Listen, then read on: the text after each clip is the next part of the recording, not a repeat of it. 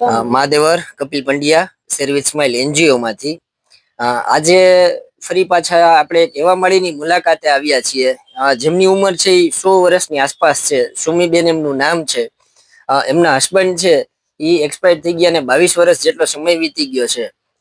માળી છે એ પોતે કચરા વીણીને ભંગાર વીણીને છે એ પોતાનું જીવન વ્યતીત કરતા હતા.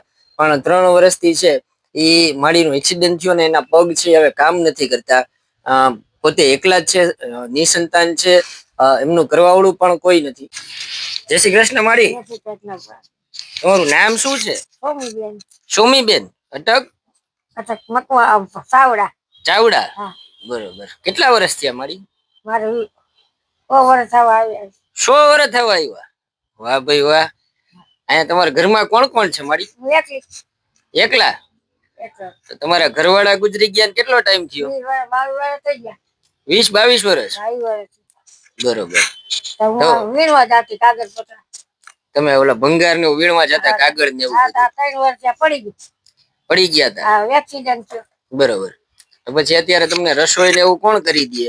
હું વીણ મારા ભાડે બોલતા ને પડખા દે નો દે એમ કર્યા રાખ. બરોબર. જમવાનું ટૂંકમાં તમને સમયસર નથી મળતું, ક્યારેક દે ને ક્યારેક નો દે? કોઈ નો દે. બરોબર. તો એકલા જ રહ્યો તમે? બરોબર. બીજી કોઈ કરે? બરોબર. ઈ તો તમારે ઈશ્વરે તો જો મોકલી દીધું ને સરસ માળી. ભગવાન લઈ લેતો.